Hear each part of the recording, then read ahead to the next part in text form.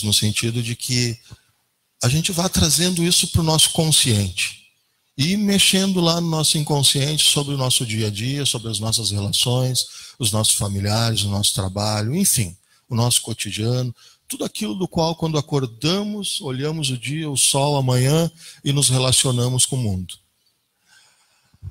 Então essa é a primeira imagem. Vamos pensando em empatia.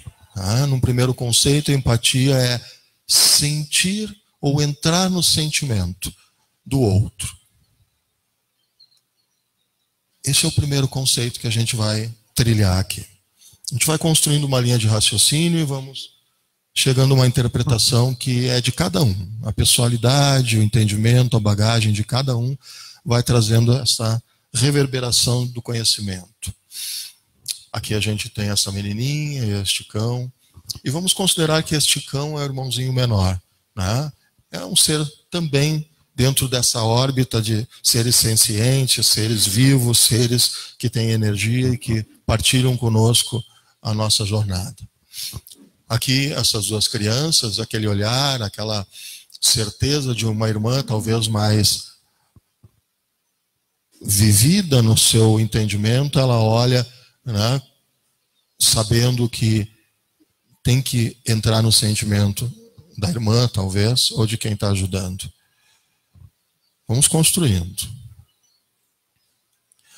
Aqui, do filme Intocáveis, para quem assistiu, há uma relação muito interessante entre esses dois atores, mas somente através da empatia, da percepção, da compreensão, é que se fez este caminhar dos dois no filme. Recomendo, é um filme bem interessante.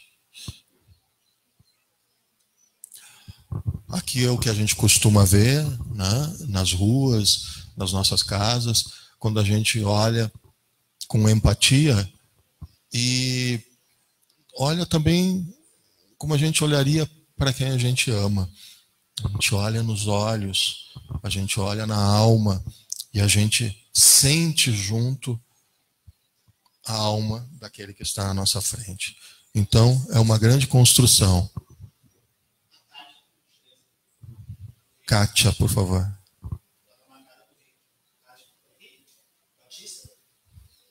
Kátia Batista, não? Ok. Grato, querido. Aqui também a gente percebe isso. Muitas vezes nós observamos o ambiente onde a gente está passando e a gente vê essas coisas. Isso nos toca. Isso é empatia. Só pelo fato de nos tocar, né, nos traz de dentro esta sensibilidade, que não é simpatia. A simpatia, muitas vezes, tem um olhar de piedade acerca do sofrimento do outro. E é diferente de empatia. Pode ter uma semelhança com o altruísmo, que é olhar o outro, mas a empatia vai além. A empatia vai no sentimento.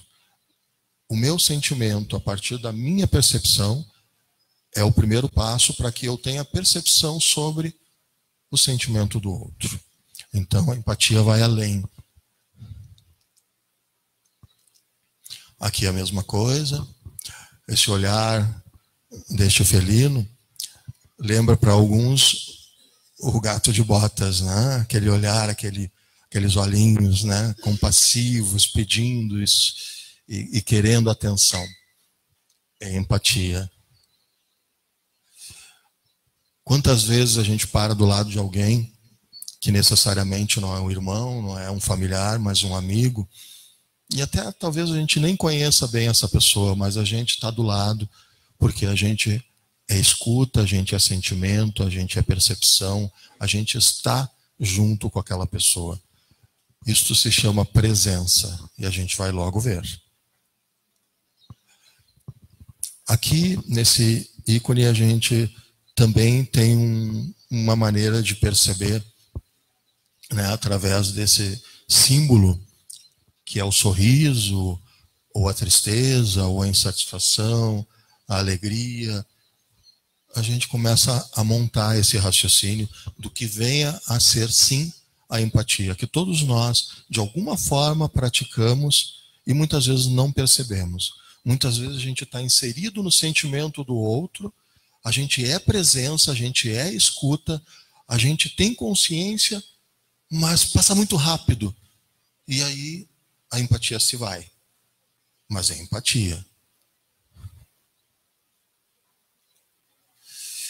Alguns conceitos que são necessários, né? Já falei de simpatia, altruísmo, e esses conceitos eles vão nos enraizando na construção do que nós estamos fazendo aqui. Bem, altruísmo nós falamos na semana passada. Então, o que seria como um conceito? Porque existem várias maneiras de especificar a compreensão e entendimento cognitivo do que seja isso. Aqui tem um exemplo. É a conduta humana que consiste em dar uma atenção não interesseira, ou seja, descompromissado, né, ao próximo. Mesmo quando essa diligência atenta contra o próprio bem. O que é atentar contra o próprio bem? Não é atentar no sentido de ferir, mas é atentar no sentido de que tu ofereça, sem qualquer tipo de conexão ou qualquer tipo de interesse sobre um bem, talvez, que tu tenhas, e tu oferece isso, e isso tem um fluxo natural. Ou seja, isso não te afeta, não atenta contra o teu bem, né? Seja material ou mesmo pela tua ação, pelo teu jeito de teu manifesto no sentido de construir este entrar no sentimento do outro. Simpatia. Todos nós conhecemos simpatia, e alguns, principalmente no sincretismo, nós entendemos simpatias como trabalhos, como atividades energéticas do qual nós temos um certo interesse, né? Mas aqui a simpatia, no caso, né, ter simpatia é ser amistoso, ser agradável, ser educado, é demonstrar gentileza e amabilidade para com o outro. Isso não significa que tu esteja inserido no sentimento do outro. Muito menos significa que tu esteja inserido no teu próprio sentimento. E para a empatia acontecer, para que esse insight, para que essa coisa, esse fluxo natural e amoroso aconteça, sim, ele tem que estar inserido no sentimento. É um sentimento de afinidade que atrai e identifica as pessoas. É uma tendência instintiva que leva o indivíduo a estabelecer uma harmonia com o outro, permitindo a criação de laços de amizade. Podemos ter simpatia uns com os outros, e essa simpatia muitas vezes, e na maioria das vezes, é momentânea. Eu chego até um cartório, me defronto com um servidor, ele é super simpático, me atende de uma forma muito exemplar. Nossa, como é simpático aquele rapaz ou aquela atendente. Eu saí de lá, esvaiu aquela simpatia.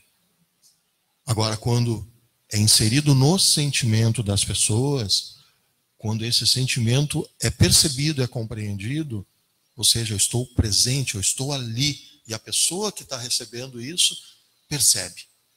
Ele está comigo, ela está comigo. Isso é empatia. Bom, aqui a gente começa a construir um pouquinho mais a ideia de empatia.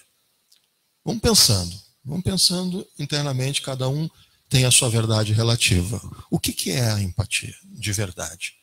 Para mim, para vocês, para cada consciência que está aqui, o que é empatia? Empatia é sentir o que o outro sente. Não é envolvimento emocional afetivo, não é assumir a dor do outro, não.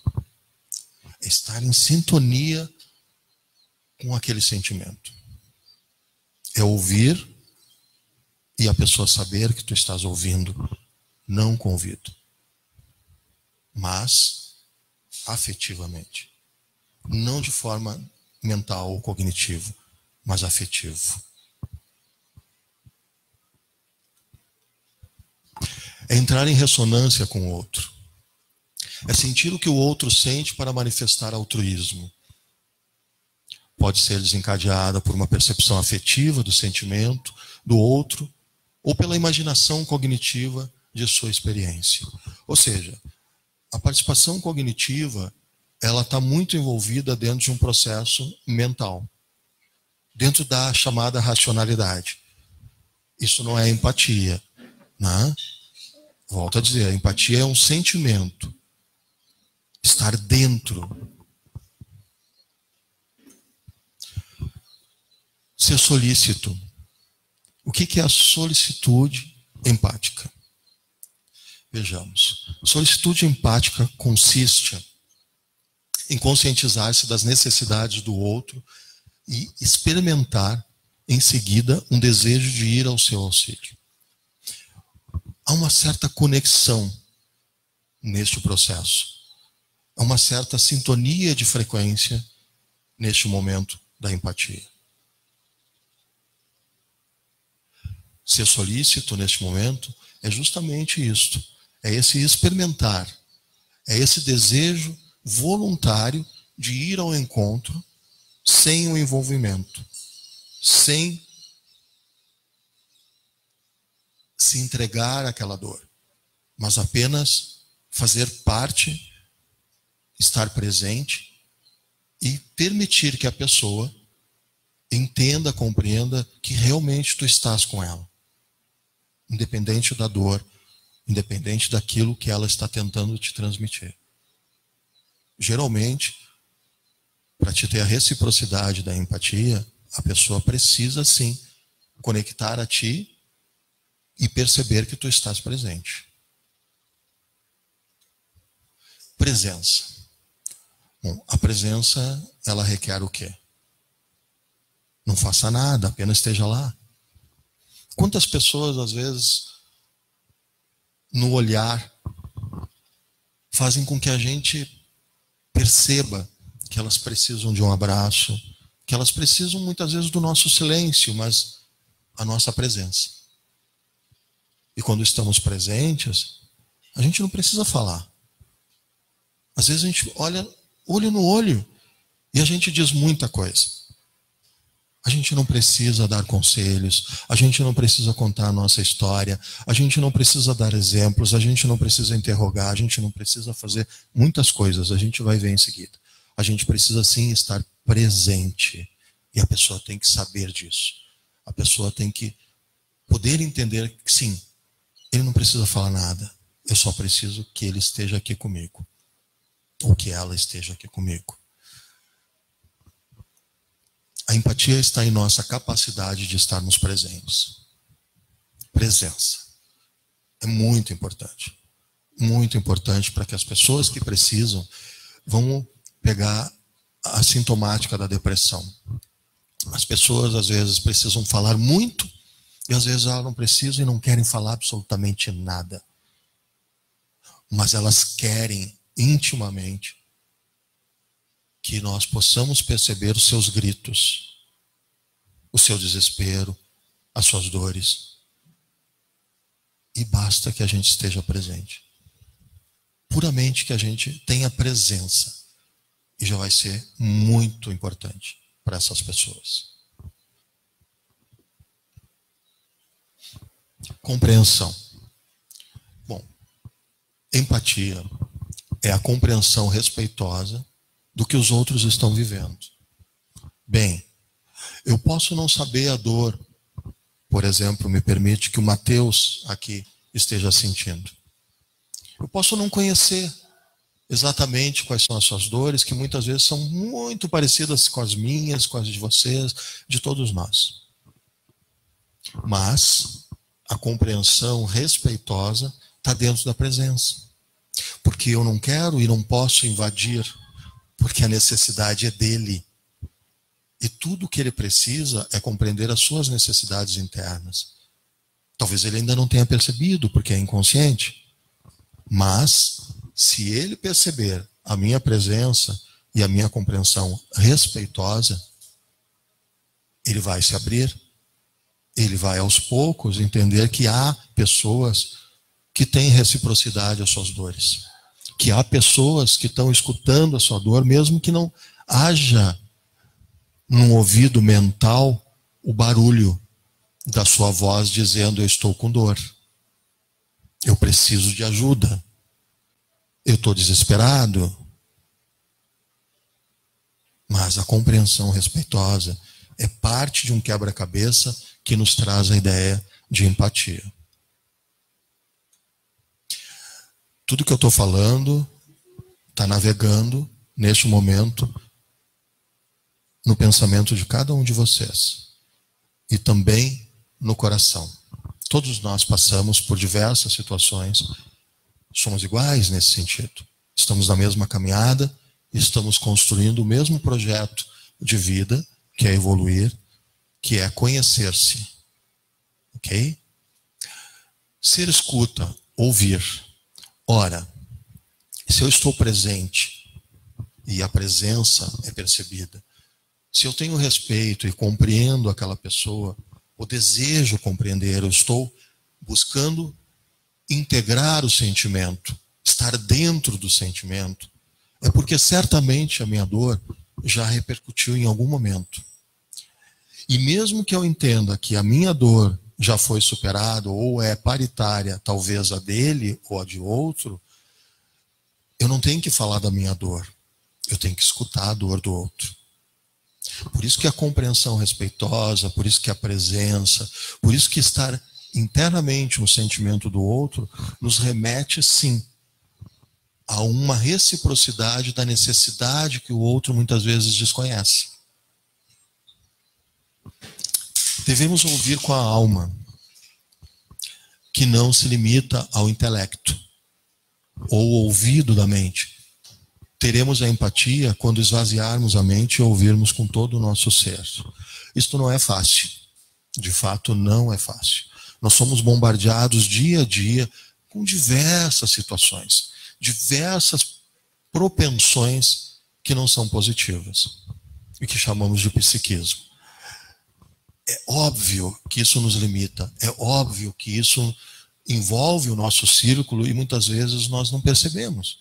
Muitas vezes nós não temos a capacidade de presença, muitas vezes nós não queremos compreender, muitas vezes a gente quer falar, e neste momento nós estamos indo para o caminho errado.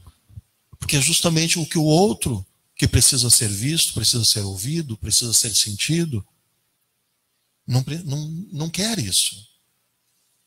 E isso é para os outros e é para nós. Nós precisamos de escuta.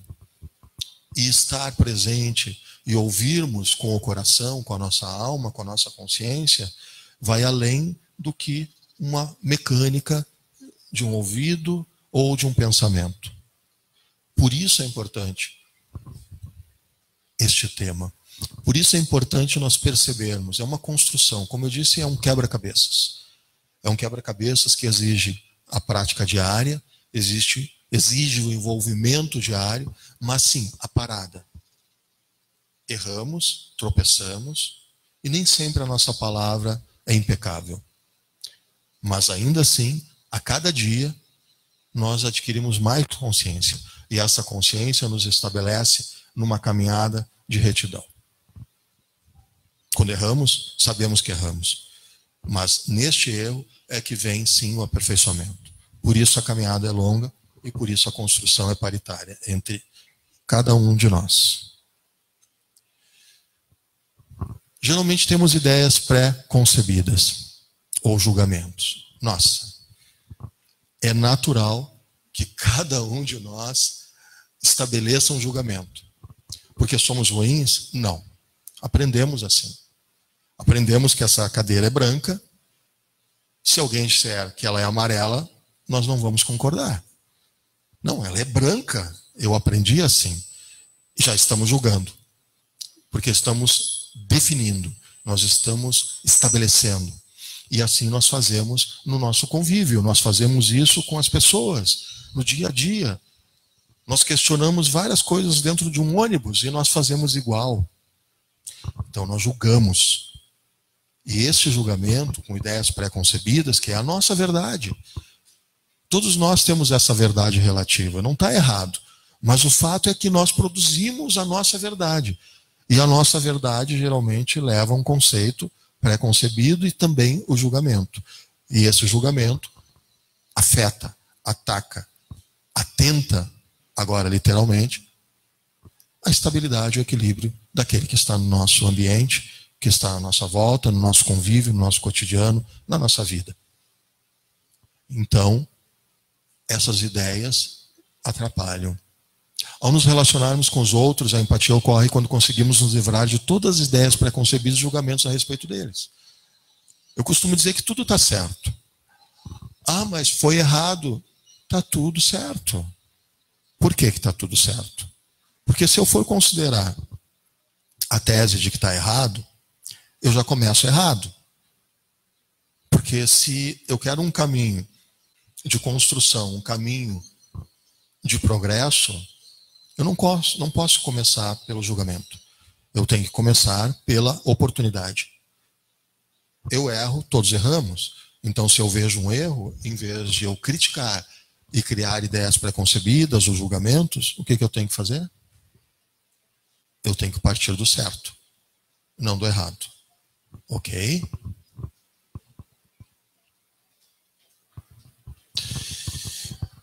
Cada momento, de fato, é único e é especial. Cada momento é o agora. Essa trilogia de passado, presente e futuro é mera metodologia para entendermos os movimentos. Mas, na verdade, vivemos o agora. Se o passo anterior nos parece passado, o que será do presente? Então, se no passo anterior nós cometemos um erro, o nosso presente nós já estamos errados. Então, tudo que nós fazemos e vivemos é único, é vivo. E é o agora. Mas vamos lá. Segundo o filósofo israelense Martin Buber, apesar de todas as semelhanças, cada situação da vida tem, tal como uma criança recém-nascida, um rosto novo, que nunca foi visto antes e nunca será visto novamente. Em que sentido isso? Costumamos dizer que as pessoas que têm uma certa idade, por exemplo, 80 anos, elas têm que contabilizar quantos anos elas ainda precisam viver. Não importa os 80 anos que elas viveram, porque essa bagagem já está concebida, esse aprendizado já foi realizado. Mas quantos anos maravilhosos eu ainda tenho para viver? Cada momento é único. Este momento, este encontro, ele é transformador. Independente do caminho e pensamento e paradigma que cada um tem. Mas ele é transformador, porque a gente está trazendo à memória que a gente já sabe. A gente está trocando ideias sobre algo que a gente já sabe, vivencia no dia a dia. Não há nada de novo aqui. Não há nada de novo na nossa caminhada. Mas nós precisamos de vários momentos presentes para que a gente compreenda, para que a gente não se torne repetitivo e para que a nossa jornada cíclica de uma encarnação a outra, a gente leve no passo seguinte a leveza e o aprendizado do passo anterior. Então, tudo que é agora é bem vivido. Não percam esses momentos especiais. Escuta atenta. Bom, a escuta atenta eu diria que é uma escuta consciente. No momento em que eu sei e que eu estou ouvindo alguém e essa escuta é consciente, eu tenho presença. Não está entrando no ouvido e saindo no outro. Não, eu tenho consciência do que eu estou vivendo. E a partir dessa consciência, a escuta se torna realmente verdadeira. E isso é sentido. A empatia requer que se concentre plenamente a atenção na mensagem da outra pessoa, evitando comportamentos comuns. O que são esses comportamentos comuns? A gente vai chegar ali. Esses comportamentos comuns, na verdade, é tudo aquilo que a gente faz. É o nosso dia a dia. Vocês vão perceber que a gente faz isso, mas a gente tem que evitar. Porque daí não é uma escuta. Daí eu estou interferindo de uma forma cognitiva, racional. Eu não estou no sentimento do outro. Sequer eu estou percebendo o meu próprio sentimento. Então esses obstáculos que a gente chama de comportamentos comuns, eles estão no nosso dia a dia e eles impedem a empatia. Eles impedem de haver uma conexão. Eles impedem de olhar para uma pessoa e simplesmente percebê-la, independente de qualquer tipo de nivelamento e grau de entendimento que tenhamos. Não importa se é mulher, se é homem. não importa a cor, não importa o que seja. Todos nós somos consciências únicas. E este olhar, ele é equânime, ele é igual. E nesse sentido, esses comportamentos comuns, enraizados pelo que nós temos e aprendemos, e estabelecemos como verdades, eles acabam sendo preconcebidas e executadas num julgamento. E esse julgamento acaba criando, sim, um afastamento, um rompimento, um não entendimento. Tu fala, a pessoa não me compreende. Poxa, eu tento ajudar de tudo quanto é forma, já tentei fazer tudo quanto foi possível, e aquela pessoa não me entende. A questão é que eu estou usando da minha racionalidade e do meu cognitivo para aplicar conceitos preconcebidos. E nada daquilo que eu estou fazendo, por mais que eu entenda que seja fatores positivos para erguer, edificar aquela pessoa que está sofrendo ou está com alguma dor, ela serve, porque não é isso que a pessoa precisa. Ela precisa da tua presença, do teu silêncio, da tua verdadeira presença e sentimento nela. É disso que ela precisa. Os obstáculos ou comportamentos comuns. Perfeito. Esses comportamentos comuns são obstáculos à empatia e devemos evitá-los. Agora vocês vão perceber que esses comportamentos comuns é tudo aquilo que a gente faz, mas deve ser evitado. Vamos lá? Boa noite. Conselhos. Quem é que não dá um conselho para o filho, para os amigos, para os parceiros, para aquele amigo? Todo mundo dá um conselho. Não é verdade? Mas esse conselho, ele está entrando em ideias preconcebidas. E a pessoa só quer ser escutada porque ela quer falar dela. É dela que ela quer falar. É ela que quer gritar a dor que está sentindo. Então evitem os conselhos. Por que é que você não faz assim? Como assim? Eu quero ser escutado, e o meu amigo está dizendo, faz assim, faz assado. Gente, eu só quero ser escutado. Por que ele está falando dele? Eu só quero ser escutado. Eu estou gritando e ele não está entendendo o que eu estou sofrendo. Não está me entendendo. Eu vou ficar em silêncio, eu vou me fechar, eu vou seguir, buscar minha tribo lá fora, vou sair de casa, porque ninguém está me entendendo aqui. Evitem os conselhos. Acho que você deveria.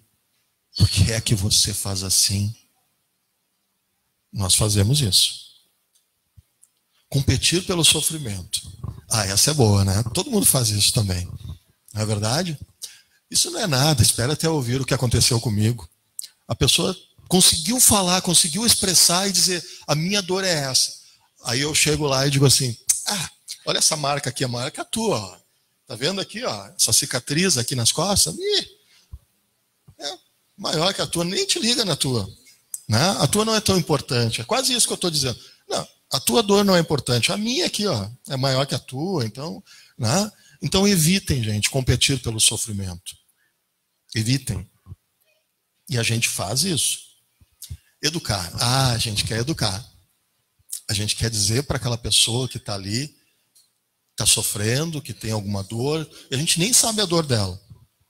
Mas ela quer a presença, ela quer a compreensão, ela quer que tu esteja no sentimento dela. Ela quer que tu esteja em conexão, para que ela possa dizer assim, ontem eu tentei me matar. Ela não quer que tu diga mais nada, não quer conselho, não quer que tu eduque, ela não quer que tu venha competir com o sofrimento. Mas se ela conseguiu dizer que ontem ela ia se matar, é porque ela está tendo uma grande oportunidade, ou melhor, nós estamos tendo uma grande oportunidade de ouvi-la. E isso traz um alívio para ela, porque ela percebe que alguém a escuta. Ela percebe que tem alguém ainda na face da terra que a compreende, que está presente diante da dor dela. Então não eduquemos. Isso pode acabar sendo uma experiência positiva para você, se você apenas fizer assim, né? Essa dor que tu está sentindo, ela vai te edificar. Se tu não aprendeu pelo amor, obviamente que a dor que tu está sentindo vai te edificar. Não eduquem. Não eduquem, gente.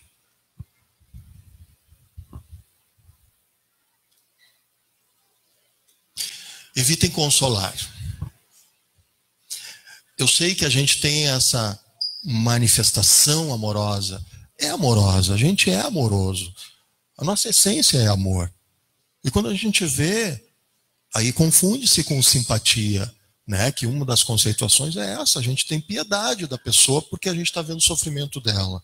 Mas a gente não está inserido no sentimento, porque a gente não quer estar envolvido no sentimento dela. Isso é natural acontecer com todos nós, não tem nada de errado. Mas a gente precisa perceber isso, a gente precisa estar inserido nesse sentimento. E mais, a premissa para que a gente possa estar inserido no sentimento do outro é que a gente esteja inserido no nosso sentimento. Este é o começo. Esta é a base para que a gente possa olhar o outro e possa estar inserido no sentimento do outro. Só que se a gente vai consolar, não foi sua culpa, você fez o melhor que pôde. Está errado? Não está errado, mas evitar isso faz com que a pessoa se sinta mais viva. Que consolar não vai permitir que ela abra o coração e fale da dor dela. Pelo contrário, talvez ela sinta mais culpa. Talvez ela sinta mais dor. E essa dor vai ser em silêncio. Porque ela não conseguiu que ouvissem o que ela queria dizer. Contar uma história. A pessoa está ali, expressa a sua dor. Quer falar alguma coisa, Helena? Não? Essa é a Helena, viu? É. Querida, se contar uma história, né, nós também estamos invadindo com as nossas ideias preconcebidas e, na verdade, a gente não está escutando a pessoa. Porque a gente não está permitindo que ela fale dela, a gente está falando da nossa história. Ela está ali gritando desesperadamente, tentando manifestar uma palavra que seja para dizer: gente, meu amigo, eu preciso de ajuda. E aí o que a gente faz? Olha, eu vou te contar uma história. Isso me lembra uma ocasião em que eu vi certa situação muito parecida com a tua, assim. E tudo deu certo, né? Tudo deu certo. A pessoa ficou boa, né? A pessoa melhorou, tudo deu certo. Como assim? Ela não quer saber da tua história. Ela não quer saber da história dos outros. Então ela precisa saber dela. E ninguém está ouvindo. Então não adianta contar uma história alegre, feliz, porque no momento ela não está feliz porque ela está com dor. Aí o que pode acontecer? Que legal. Aquela pessoa conseguiu, é feliz, mas eu não consigo. Isso significa mais silêncio. Isso significa mais abismo. Isso significa mais distância. Ou seja, ninguém me ouve. Por que eu estou aqui? Nem eu sei. Mas ninguém me ouve. Por que eu preciso estar aqui? Aí vem as indagações, todas em silêncio. E aí a gente fala: aquela pessoa está sempre fechada. Ela não permite que a gente ajude, a gente vai falar, vai tentar conversar, ela nem fala nada, nem quer ouvir o que eu tenho para dizer. Claro. Ela não quer mesmo. Porque ela quer uma oportunidade de falar dela. Nem que seja uma palavra: socorro. Então não contem uma história, tá bem? Evitem de contar história para uma pessoa, porque isso não é empatia. Encerrar o assunto. Eu já estou cansado, a pessoa está ali se manifestando e tal, e tu não quer ouvir a pessoa. Ou seja, a oportunidade talvez seja a única daquela pessoa falar dela. Ela já tentou em todos os locais, já saiu de casa porque a família não escutou, os amigos não entendem, ela saiu, trocou de tribo porque realmente não adianta, ninguém a escuta.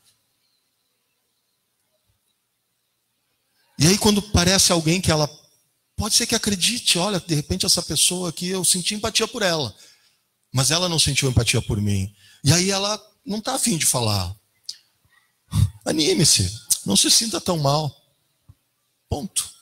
Como assim? Encerrar o assunto é dar um corte na ferida que já existe. Eu posso encerrar um assunto diante de uma pessoa, sendo verdadeiro, porque se eu estou inserido no sentimento dela, e quando eu disser, olha, eu estou um pouco cansado, quem sabe a gente conversa amanhã, continua amanhã, pode ser? Eu estou sendo verdadeiro, e ela vai perceber porque eu tenho presença naquele momento. Estamos em sintonia no sentimento. E ela vai entender. Talvez ela até te diga, puxa, gratidão, tu me escutou hoje, mas a gente pode continuar amanhã? Ok. Ela percebe que tu está sendo sincero, ela percebe que tu está presente, ela percebe que tu estás com ela. Então, verdadeiramente, teu coração está aberto. E não tem nada de errado tu dizer, eu tenho compromisso, eu estou cansado, a gente pode continuar amanhã? Mas não cortem o assunto. Não rompam, não façam isso. Porque pode ser a última oportunidade que aquela pessoa tem de gritar e dizer socorro.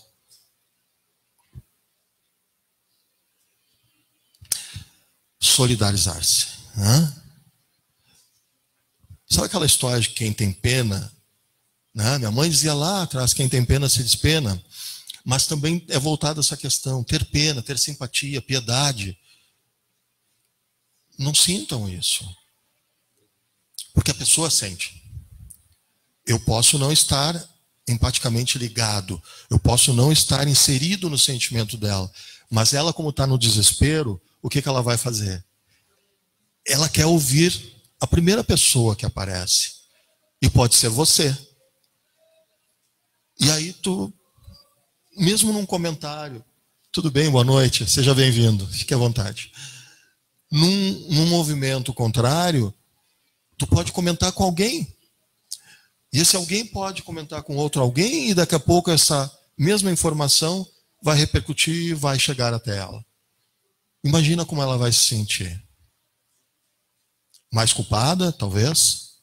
A dor é dela, ninguém tem nada a ver com isso. Então, coitadinho, deve ser evitado. Comportamentos comuns de todos nós. Nós fazemos isso no dia a dia. E são obstáculos à empatia. Então, podemos refletir sobre isso, porque todos os dias nós fazemos isso. Uma outra maneira, um outro comportamento comum, nós interrogamos. Vamos botar assim, nós perguntamos, mas na verdade nós interrogamos. Quando foi que isso começou? A pessoa está com uma dor, a pessoa não consegue mais gritar porque ninguém a ouve, ela já rompeu barreiras diversas, ela já rompeu amizades, ela já brigou com meio mundo, até com o cãozinho já brigou, porque nem ele mais olha para ela. Ele acha que não tem mais sentido estar presente nessa vida. Porque ele grita e ninguém se manifesta. Ninguém diz, eu quero te escutar. E aí eu chego na pessoa do tipo assim, o que realmente tu tem? Diz para mim o que tu tem.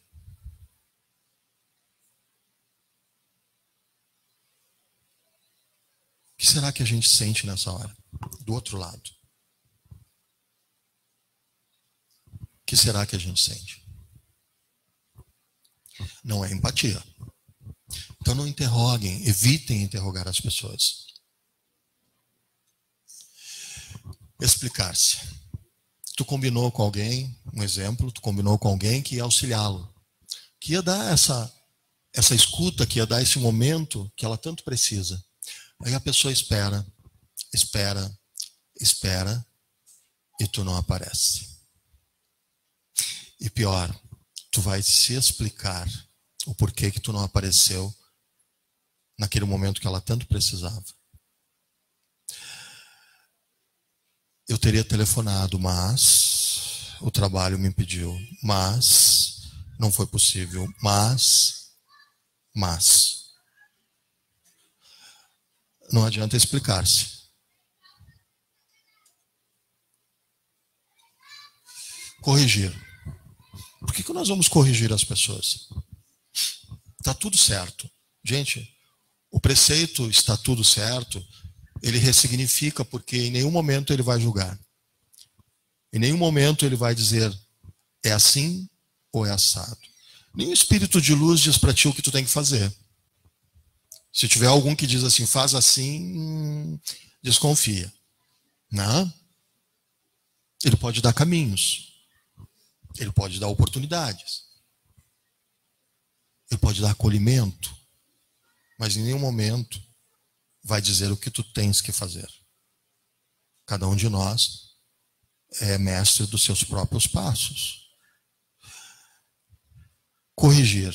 Evitem corrigir. Não foi assim que aconteceu. A pessoa se expressa da maneira que sabe. Talvez eu não entenda o que ela está dizendo. Talvez eu não compreenda ou não aceite porque a minha verdade é diferente da dela. Mas nem por isso eu devo corrigi-la. Vou dar um exemplo. Eu estou aqui falando com vocês e de repente eu estou, né? Ou eu digo assim, subir para cima, descer para baixo. E aí alguém chega em mim e diz assim, mas tu diz muito né. Ok? Tu viu como tu é redundante? Tu sobe para cima e tu desce para baixo. Só nivelando por aí para a gente ter uma ideia de que a gente está corrigindo a pessoa. Há maneiras de corrigir? Sim, há maneiras de corrigir. Claro que sim. Há maneiras de tentar ajudá-los no sentido desta ideia de correção. Mas pensemos como a gente vai interagir com isso. Ok? Preste atenção às necessidades dos outros e não aos que eles estão pensando de você. Gente, o que os outros pensam da gente, está tudo certo. Mas nós precisamos entender quais são as necessidades dos outros a partir da busca das nossas próprias necessidades. Quando nós vamos num psicólogo, quando nós vamos num terapeuta, quando nós vamos num médico, quando nós vamos buscar um amigo, quando nós vamos buscar empatia em alguém para falar da nossa dor, das nossas cicatrizes, a gente quer falar das nossas necessidades. Puramente das nossas necessidades. E a maioria delas a gente não conhece. A gente não percebeu ainda. Então, a gente não pode falar das necessidades dos outros sem conhecer as nossas também. Mas todas as questões que geram qualquer tipo de sintomática, lá no fundo de nós existem as necessidades. E aí a gente julga, a gente preconcebe, a gente fala, mas na verdade a gente está julgando porque alguma coisa que aconteceu ali fora do nosso círculo afetou as nossas necessidades. E a gente não percebeu, e a gente julga.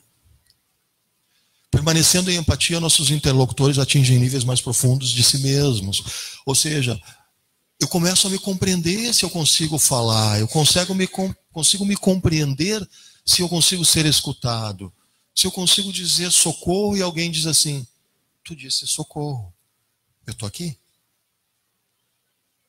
Eu disse socorro porque a minha depressão está me deixando doido.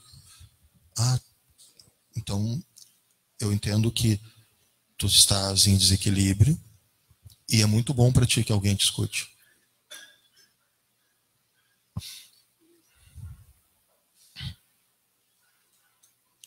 Vulnerabilidade. Essa vulnerabilidade, ela está inserida dentro desse processo de troca, desse processo de empatia, estar dentro do sentimento. É a capacidade de ser vulnerável, ou seja, eu estou aberto. Eu não tenho barreiras, eu não tenho armas, eu não tenho escudo, eu não tenho uma espada, eu não tenho uma lança. Eu estou vulnerável. Meu coração está aberto. Eu estou inserido no sentimento. Eu estou presente. Quanto mais temos empatia pela outra pessoa, mais seguros nos sentimos. Justamente por isso, se eu percebo a empatia do outro, a reciprocidade, esse nivelamento, eu me sinto seguro. Se eu me sinto seguro, eu vou poder perceber melhor as minhas fragilidades. Percebendo melhor as minhas fragilidades, eu vou confiar. E vou confiar em alguém as minhas fragilidades. E se eu confiar em alguém, eu vou entendê-las. E se eu entendê-las, eu vou me curar. É um processo. Não é fácil. Mas é um ponto de partida. O não. Nossa. O não.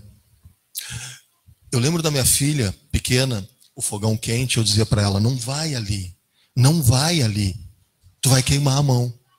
Só que, será que ela entendia o que eu estava dizendo? Ela não entendia o que eu estava dizendo.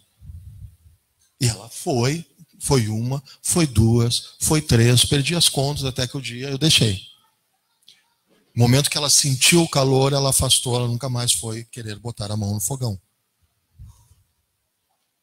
Mas o não é desafiador. Ter empatia com o não de alguém nos protege de torná-lo ou tomá-lo como pessoal. Então, se alguém me diz não, não é uma rejeição. Será que eu procurei entender o porquê que ela disse não? Não, eu julguei. Por quê? Porque eu queria fazer tal coisa. E vem um não. Aí tu coloca como barreira. Não é negativo. Bom, é negativo, é uma barreira. É um impedimento. Nós conceituamos assim. Mas o não pode ser o quê? Não queimar a mão. Pode ser o quê? Amor. Então não julguemos o não. Olhemos o não com empatia. Mesmo que depois percebamos que este não teve certo fundamento, mas na maioria das vezes tem. O não, muitas vezes, é para proteger o parceiro. O não, muitas vezes, é o entendimento que aquele outro tem em relação a mim de amorosidade. O não, muitas vezes, é a proteção da maneira como a pessoa vê. Eu quero te proteger, não faz isso. Talvez não seja o não que eu queria ouvir. Mas talvez esse não seja muito ressignificativo no sentido do que poderia acontecer contigo se tu fizesses. Então, tratem o não com empatia. Silêncio. Eu preciso muitas vezes do silêncio. Eu preciso muitas vezes de um colo, de um abraço. Eu não preciso que ninguém fale nada. Porque o meu momento exige silêncio. Mas eu quero a presença de alguém. Eu preciso da presença de alguém para me dar segurança naquele momento. Eu me sinto inseguro, sozinho, pouco acolhido. E eu preciso da presença de alguém. Então, silêncio. Silêncio é uma ferramenta fantástica. Tenha empatia pelo silêncio, escutando os sentimentos e necessidades por trás dele. A gente está chegando ao final. Oferecer empatia. A nossa capacidade de oferecer empatia pode nos permitir continuar vulneráveis, desarmar situações de violência em potencial, ajudar a ouvir a palavra não sem tomá-la como rejeição, reviver uma conversa sem vida, aquela conversa morna, aquela conversa que às vezes a gente diz, tá com um pouco sal, não está me agradando, porque eu não estou em sintonia, eu não estou no sentimento do outro. E até expressar através do silêncio. Oferecer empatia, estar no sentimento, dentro do sentimento, em conexão, compreendendo com presença. Repetidas vezes as pessoas transcendem os efeitos paralisantes da dor psicológica, quando elas têm suficiente contato com alguém que as escute, ou as escutem com empatia. Então essa escuta, essa presença, essa compreensão, essa conexão, estar dentro do sentimento do outro, percebendo também a si, é fundamental para que haja um crescimento. Bem, aqui nós encerramos essa parte, né? E acredito que com esses conceitos, essas ideias, a gente consegue conceber e construir aí uma ideia de empatia. Brevemente agora, nós vamos fazer uma vivência, se vocês desejarem, é claro, né? Em que a gente vai tentar produzir, no contato entre uns e outros, uma relação de empatia. Ok? Então, como sempre, eu vou pedir que vocês levantem, por favor, que vocês levantem, fiquem em duplas frente a frente.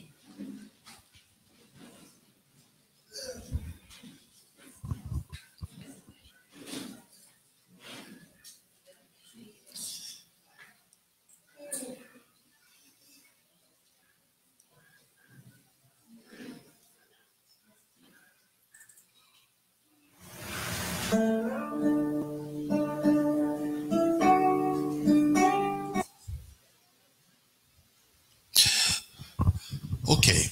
O que a gente vai fazer? Podem soltar as mãos, né? Principalmente as parejas, as pares, né? Que já são acostumados uns com os outros.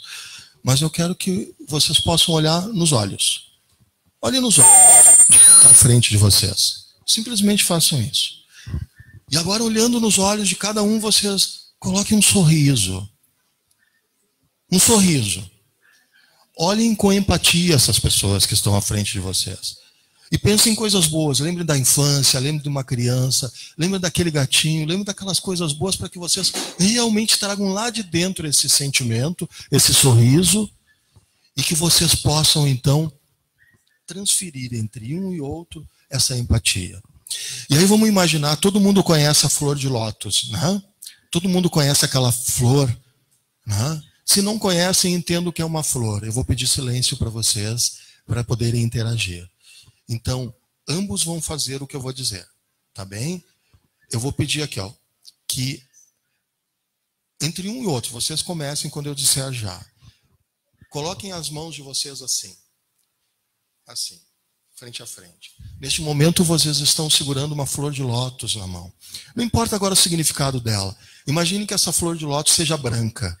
Ok? Vamos trazer aí uma certa relação com pureza. E continue olhando olho no olho, mas pensando e sorrindo para a pessoa. Não importa se ela ria, não importa se ela desvia um pouco o olhar, mas sorriso. Ok? E nas mãos de vocês, vocês têm, então, uma flor de lótus. E cada um de vocês vai dizer o seguinte. Primeiro diz um, depois diz o outro. Olhando no olho com o mesmo sorriso. Vocês vão pegar e dizer o seguinte. Olho no olho, você vai olhar e vai dizer: eu estou inserido no teu sentimento. Eu te vejo e eu te escuto. Tudo bem, foi só ensaio, tá? Agora valendo, tá bom? Vamos lá. Mas digam, mesmo que vocês não percebam por causa da música, vocês olhem e digam isso, tá? Eu estou inserido no teu sentimento, eu te vejo e eu te escuto, ok?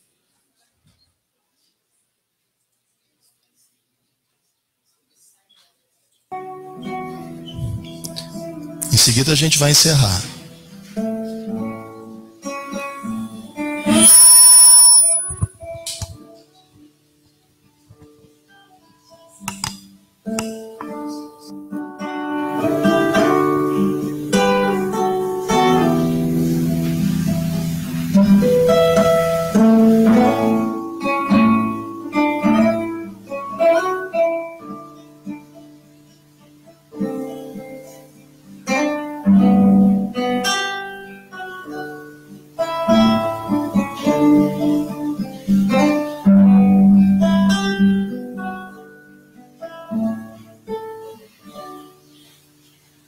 Om Shri Sarveshwaraya Namaha.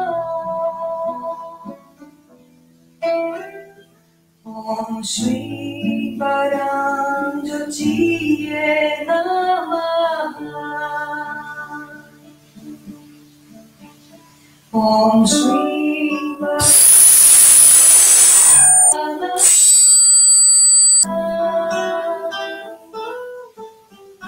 Om Shri Parankarunaya Namaha. Om Shri Parampavitraya Namaha. Om Shri Parampavitraya Namaha. Om Shri Sarveshwaraya Namaha.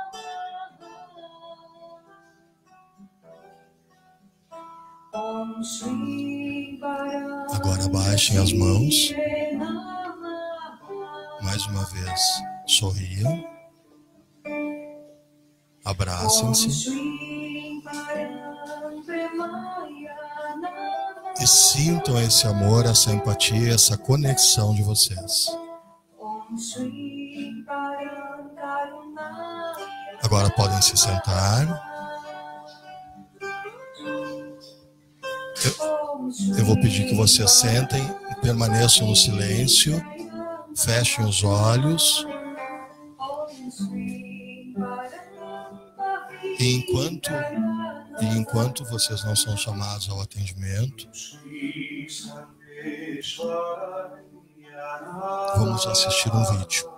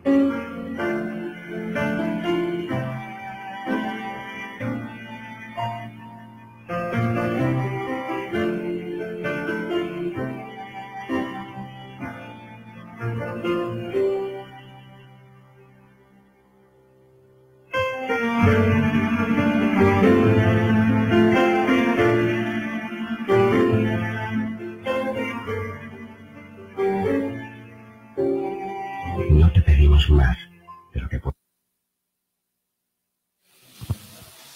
Ok, gente. Logo vocês vão começar a ser chamados. Tá? A gente não avançou muito na vivência, porque não é o objetivo. O tema era empatia, era a ideia de trazer vocês a parte conceitual, cognitiva, a informação. Porque o objetivo desta casa é trabalhar o conhecimento. Então, tudo que a gente consegue trazer para vocês e desenvolver no sentido de troca, de aprendizado, para nós é importante. A vivência iria mais, tá? Mas eu acho que todos conseguiram sentir um pouquinho do que é olhar o olho no olho, do que é estar no sentimento do outro, do que é essa troca empática. Perfeito? Então, assim, se alguém de vocês quiser agora trocar comigo alguma informação, perguntar, trazer questões sobre isso que a gente conversou, eu estou aqui. Tá? E a ideia é justamente isso, que a gente faça perguntas, que a gente troque e que a gente cresça junto. Perfeito. Qual o seu nome? Nara. A senhora Nara, ok. Eu gostaria de saber, tenho uma curiosidade, se empatia, tá certo? Não estou acostumada com essa arma. Se empatia é um dom natural que a pessoa nasce, ou se aprende, ou pode também ser aprendido independente de nascer com esse dom. Ok, a pergunta da dona Nara tem sentido. Existem pesquisas que dizem que crianças de 1 ano e meio, mais ou menos, já demonstram empatia. Então todas as crianças naturalmente já têm empatia. É como essa criança que cortou o cabelo, ela só não foi empática como ela estava na presença. Talvez o irmão, ou provavelmente o irmão dela, mas essa presença, né, esse estar no sentimento dele, ou seja, a dor dele é justamente não ter o cabelo por causa da química, da radioterapia ou quimioterapia, ele perdeu o cabelo, né? Uma pessoa com câncer. Então, a menina foi extremamente empática, no sentido, olha o meu cabelo aqui, ó, também cai, ó, tá tudo certo, né? Então, existem pesquisas realmente que dizem que crianças de 1 ano e meio já começam a perceber e demonstrar as empatias. Então, isso é uma coisa natural, não é que seja um dom, está enraizado dentro de todos nós, porque nós já estamos, desde que surgimos, com atributos divinos, ou seja, nós temos amor, sabedoria e inteligência ativa. Depois que nós começamos a experimentar as coisas, nós começamos a ter certas questões de ter que voltar, né, na ideia de reconstituir corpos inferiores para poder um dia atingir o que nós entendemos como evolução. E um outro caso também nos animais, né? Os animais naturalmente, no seu comportamento social e ambiental, no seu ambiente, eles são empáticos, porque eles olham dentro das suas proles, dentro da sua natureza, de forma empática, todos aqueles que são seus, né, em termos de proteção, em termos de cuidado. E muitas vezes não são seus, não são da sua espécie, mas eles trazem por uma empatia e cuidam como se fossem deles. Tá bom? Ajudou? Ok. Mais alguém gostaria de fazer uma pergunta ou partilhar alguma coisa? Por favor? Não?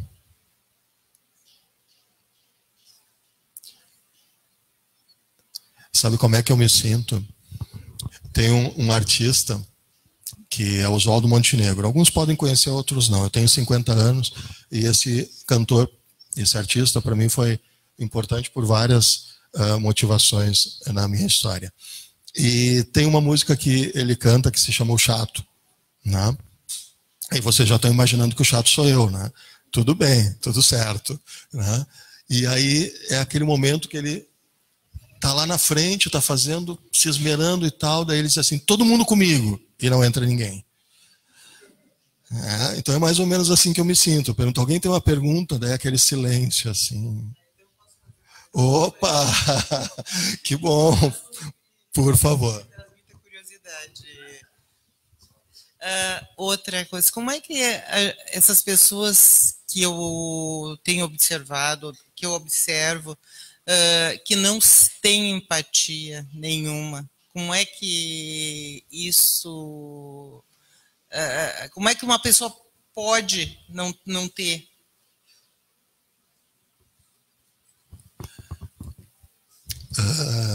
Tentando modificar um pouquinho essa perspectiva, não é que a pessoa não tenha empatia. Talvez ela não consiga se expressar de forma empática. Todos nós temos essa capacidade, né? Não consegue demonstrar por vários fatores. Cada um de nós tem um nivelamento, tem um progresso, né? Nós todos estamos na mesma caminhada, todos estamos na mesma estrada, só que alguns já perceberam alguns nuances da sua vida, algumas dores que lhe permitem estar aberto a algumas coisas, né? Aquela vulnerabilidade. Eu sou vulnerável porque eu não acredito que alguém vá me ferir. Então eu estou de coração aberto, eu estou inteiro para aquela pessoa que está ali querendo falar comigo, querendo ser escutada. Então é a mesma coisa do não. Uma pessoa que a gente olha e diz, essa pessoa não é nem um pouquinho empática comigo, é a mesma coisa, essa pessoa está dizendo não para mim. Na verdade, o não dela é pela impossibilidade, talvez, de não conseguir se expressar. Né? Uma pessoa que a gente chama de pretensiosa é extremamente tímida e a gente chama ela de pretensiosa. Julgamos. Ideias preconcebidas. E, na verdade, ela não se manifesta, ela não fala, porque ela é muito tímida. E aí a gente olha para ela, que pessoa pretensiosa. Né? Já não aconteceu de percebermos isso? E na verdade não é antipatia. Na verdade é um sentimento que ela tem. Ela é tímida porque ela não conseguiu superar alguns graus da sua dor, ou das suas dores, ou das suas limitações emocionais, etc. Então não veja assim. Aquela pessoa não tem a capacidade de ser empática. Pense diferente.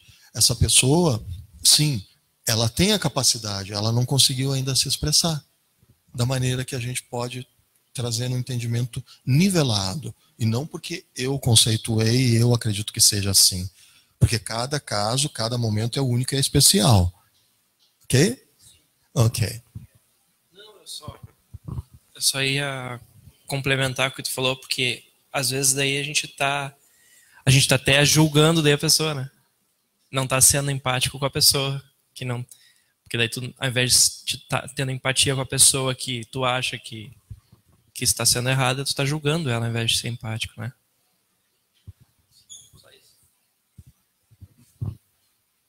Ok. Oi. Por favor. É Marge. Tudo bom, gente? Tem situações, assim, que tu fica numa... Tá. Que tu quer...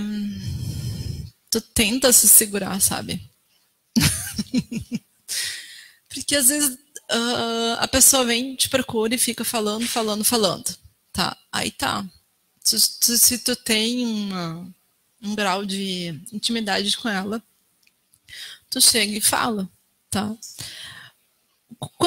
Como é que a gente diferencia quando ela só quer te escutar e quando não quer? Sei lá, porque se ficar falando, me perguntar, eu vou falar a verdade, o que eu penso. E aí tu percebe que, putz, eu acho que ela só queria ser escutada. E eu falei o que ela não queria escutar, sabe? Ok. Aí a gente entra no fator relações, né? Relações humanas é algo fantástico. Também é único e é especial. Cada um de nós que tem o seu companheiro, sua companheira, nós temos sim, na sua individualidade, nós temos ideias preconcebidas. Eu vim de uma família, eu vim de outra, eu convivi experiências, outras experiências que podem ser chamadas de idênticas até por aí.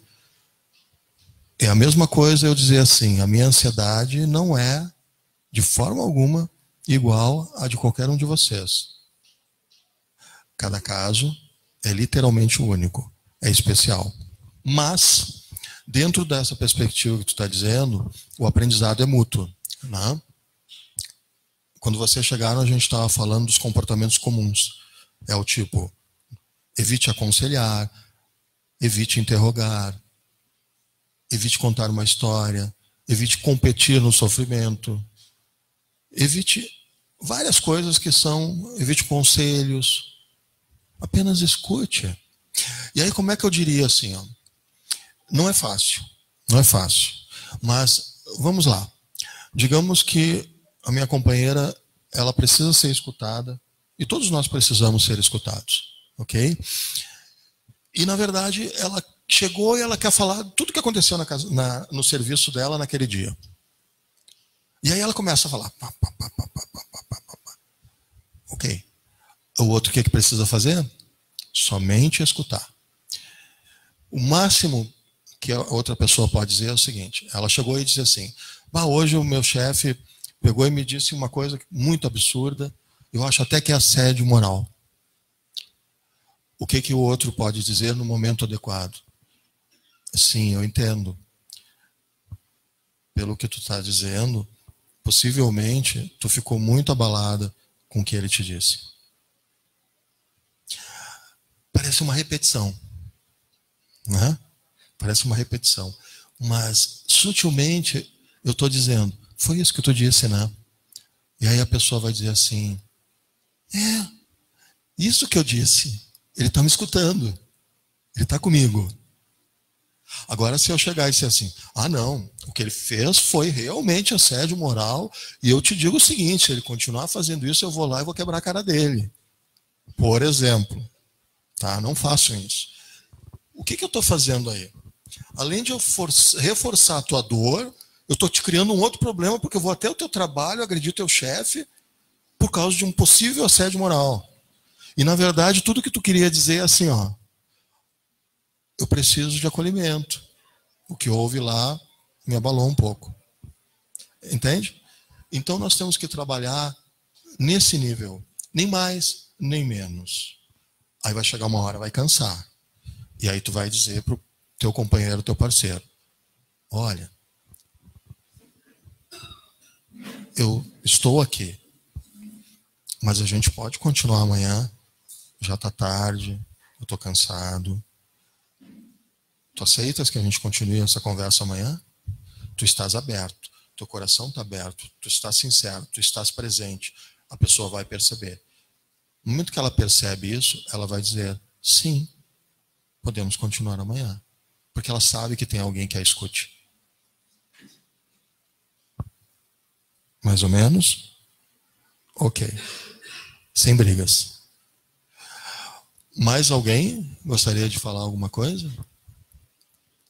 Agora é a hora. Quase chegando a hora do atendimento.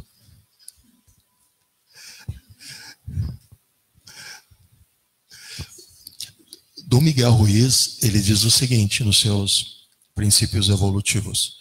Ele diz assim, seja crítico, tenha dúvidas, mas aprenda a escutar. Tem muito a ver com isso.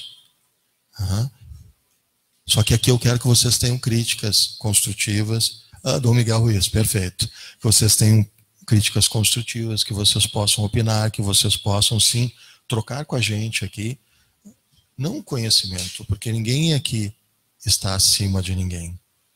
Mas a ideia é de nós reverberarmos uma informação que pode ser útil em algum momento para todos nós. Por isso que eu insisto para que vocês falem. Perfeito.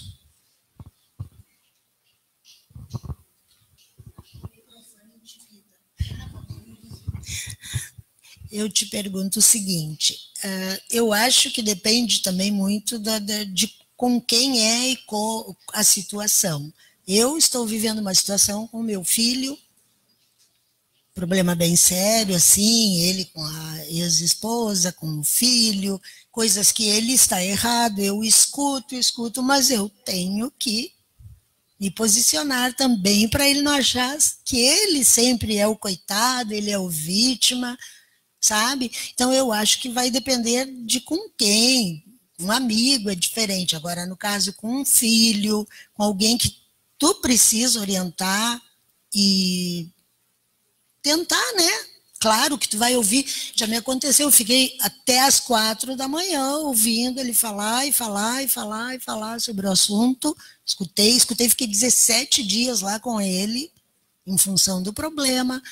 E escutei muito, mas teve momentos que eu precisei dizer, olha, tem coisas que tu não tá certo, né? Então, por isso que eu digo, vai depender da situação, com quem, como. Eu acho que isso aí que você falou seria mais assim para um amigo, para uma pessoa que vem. Eu tenho um salão de beleza, então a cliente sentou ali na cadeira, conta a vida dela, sabe? A gente só ouve, né? Só dá opinião se ela pedir, né? Senão fica escutando. Mas no caso, assim, quando é uma pessoa que é um filho, é isso que eu queria saber. Seria o interessante só ouvir? Eu já acho que deveria também orientar, né? E dizer, olha, não é bem assim.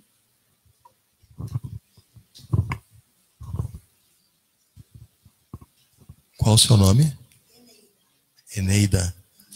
Obrigado, Eneida. Vamos tentar conversar um pouquinho sobre isso, então. Porque quase está chegando a hora de vocês entrarem lá. Quando vocês entrarem, vocês entrem com um sorriso no rosto, tá? Que daí pelo menos eles vão perceber, bom, a palestra estava boa. Tá bem? Ok, tô brincando. Eneida, assim, é claro que existe sempre um conjunto de fatores. O que tu disse, como eu digo, tá tudo certo. o entendimento de cada um, a compreensão de cada um, está dentro da sua bagagem, da sua vivência, da sua experiência. Tá? Mas eu diria assim, eu tenho uma filha de 24 anos e desde os 8 meses eu a acompanho. Né?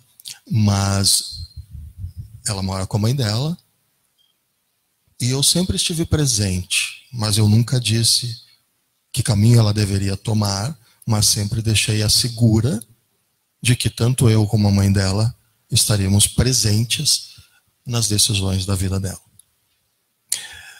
É um ponto de vista, é uma experiência minha. Bom, aí tu falaste da tua relação com teu filho, de uma sintomática, de uma situação que vocês vivem e que ele vive. Perfeito. O que foi proposto aqui? Foi proposto que a gente estivesse presente dentro de uma perspectiva de não julgamento. Que a mãe, ela é o acolhimento, é o amor, sim, isso é base. Que a mãe precisa, sim, em alguns momentos ser tempestade, sim, é necessário. Mas existe momento para isto. Por exemplo, quando eu citei a minha filha com 7 anos, talvez neste meio de idade, em que ela queria mexer no fogão, talvez menos idade, talvez menos, em que ela queria mexer no fogão, eu por várias vezes eu usei o não. Por várias vezes eu usei o não. E ela tomou a iniciativa, mesmo pequena, de não afrontar-me, mas desafiar-se. Porque o que eu disse como não, sabe-se lá o que ela entendeu. E naquele momento ela tomou por si o conhecimento pela experiência particular da caminhada dela. Aí tu pode perguntar para mim assim, mas o meu filho não tem 7 anos, o meu filho tem uma idade um pouco mais, ele tem cabeça, e mesmo assim ele ainda continua errando sob a perspectiva dessa questão, que não vem ao caso, ok? E aí tem 2 situações que eu poderia te dizer que é comum observar. A mãe sempre vai querer o melhor para o filho. Não importa quem e que ele faça, a mãe vai sempre ser o sacrifício representado pelo amor de mãe. Isso a gente sabe. E esse é o primeiro passo. E o que interfere em todo esse processo que nós conversamos, que é um pequeno pedacinho de um grande quebra-cabeça, que é a relação humana. Seja entre familiares, amigos, no convívio social, na rua, durante o sono, nossos pesadelos, sonhos e projeções, não importa. Mas é um pequeno pedacinho de um grande quebra-cabeça. A gente poderia dizer aí que tudo que foi dito aqui sobre empatia está dentro de um conceito americano do Marshall Rosenberg, que se chama CNV, Comunicação Não Violenta, que é para resolver conflitos. Ou seja, hoje se fala em inteligência emocional nas empresas, mas na verdade o que tu precisa é um grande líder que saiba gerir conflitos, principalmente os seus, senão ele não vai liderar ninguém. Mas isso a gente traz para dentro de uma relação pessoal, mãe e filho, por exemplo, que é o caso que tu está trazendo. Então isso é um pedacinho, e esse pedacinho é significativo no sentido em que nós não devemos trazer a ele um caminho baseado na nossa experiência, porque tudo que nós vivemos, por pior ou melhor que tenha sido, a gente sabe disso. A gente quer dar sempre o melhor para os nossos filhos, a gente quer sempre dar o melhor para as pessoas que amamos, que na conversa da semana passada eu citei os teus, os próximos aos teus e os outros. Então quem está próximo é aquele que a gente quer ser mais empático, é aquele que a gente quer estar inserido na vida, nas ações e nos seus sentimentos. Ele encontra uma namorada, a gente quer saber quem é. Por quê? Não se ela é mais bonita, mais feia, ou se tem dinheiro. Mas a gente quer que seja o melhor para o nosso filho. Esse é o princípio básico. Então, dentro do que nós conversamos, como eu disse, o que tu sentes e da maneira como tu conduz, tá certo, tá tudo certo. Mas, dentro do que a gente viu aqui, dos comportamentos comuns, das nossas relações, eles são obstáculos à empatia. Isso significa que lá dentro, nas minhas necessidades, esses comportamentos, não importa que seja da pessoa que eu mais amo, porque geralmente a pessoa que eu mais amo é a que mais leva impacto. Desculpe o termo, mas é o que a gente diz, mais leva patadas. Não é verdade? Ok. Então, gerir esses comportamentos comuns, esses obstáculos, significa sim que tu estás olhando dentro da pessoa. Talvez tu não saiba exatamente o porquê que ele reage ou faz tal coisa. Tu quer entender, tu quer saber, tu aconselha, tu conta uma história, tu conta a tua vida, tu diz como foi bom se ele fizesse assim, como seria bom se ele fizesse assado. Tu está tentando ajudar e está tudo certo. Mas o que na realidade tu está fazendo? Tu está se afastando das reais necessidades que nem ele sabe ainda. E pontinhos. Vamos parar por aqui? Ok. Mas mais ou menos? Perfeito, Eneida. Obrigado por ter perguntado. Tá bom? Mais alguém gostaria de falar alguma coisa? Eu vou sortear o número, daí vocês vão ter que responder a pergunta que eu vou fazer. Pode ser? Não.